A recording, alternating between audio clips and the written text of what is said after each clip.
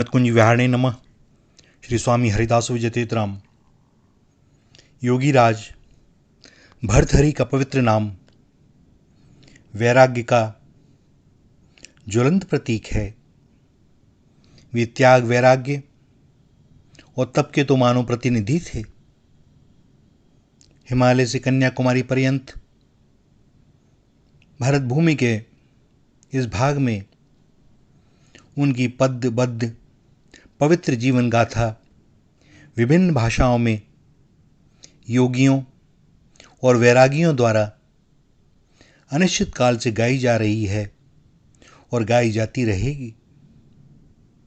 महाराजा भर्तहरि निसंदेह विक्रम की पहली सदी में उपस्थित थे। ये उज्जैन के अधिपति थे। इनके पिता महाराज गंधर्वसेन बड़े सुयोग्य शासक थे। उनके 2 विवाह हुए। पहले विवाह से महाराज भर्तहरि और दूसरे से महाराज विक्रमादित्य हुए थे। पिता की मृत्यु के बाद भर्तहरि ने राजकार्य संभाला। विक्रम के सबल कंधों पर शासन का भार सन्निहित कर वे निश्चिंत हो गए। उनका जीवन कुछ विलासी हो गया था। वे असाधारण कवि, राजनीतिज्ञ और संस्कृत के प्रकांड पंडित थे। उन्होंने अपने पांडित्य और नीतिज्ञता का तथा काव्य ज्ञान का सदुपयोग श्रृंगार और नीतिपूर्ण रचनाओं तथा साहित्य संवर्धन में किया। विक्रमादित्य ने उनकी विलासी मनोवृत्ति के प्रति विद्रोह कर दिया। देश उस समय विदेशी आक्रमण से भयाक्रांत था। समाज और धर्म पर बौद्ध धर्म के विकृत रूप का तांडव हो रहा था। भर्तहरि ने विक्रमादित्य को राज्य से निर्वासित कर दिया। पर समय बहुत बलवान होता है।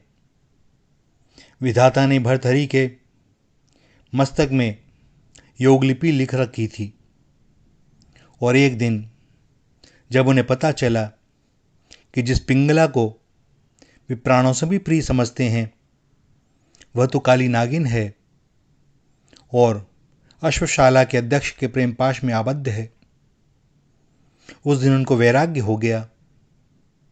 वे असार संसार का त्याग करके राजमहल से बाहर निकल गए।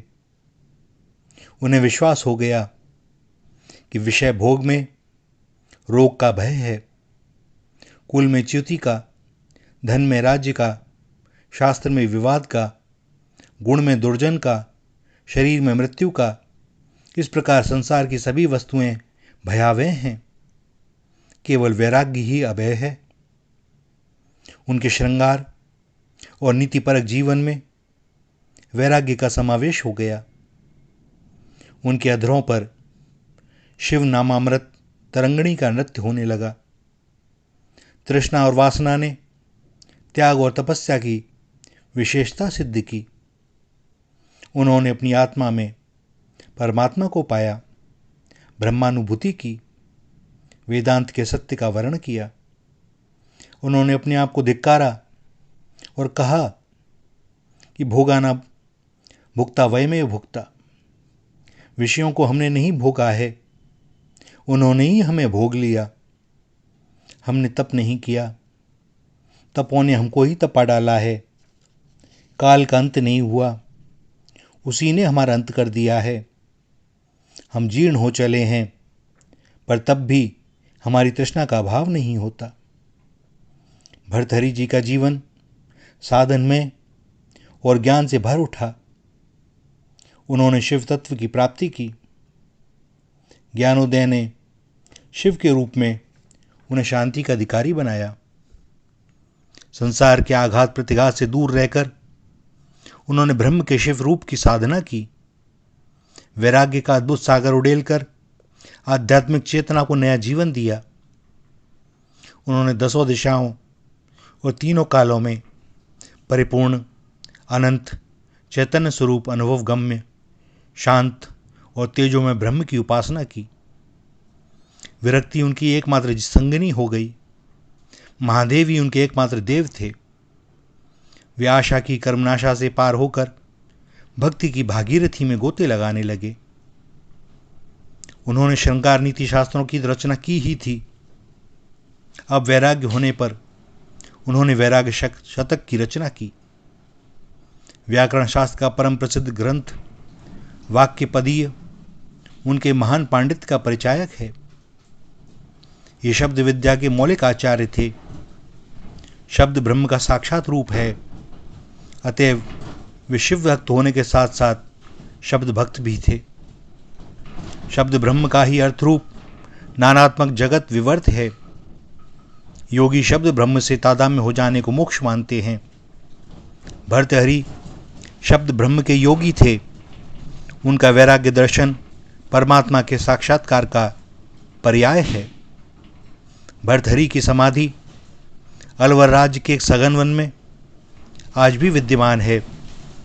उसके 7वें दरवाजे पर एक अखंड दीपक जलता रहता है, जिसे भर्तृहरि की ज्योति के नाम से कहा जाता है। महाराज भर्तृहरि महान शिव भक्त और सिद्ध योगी थे।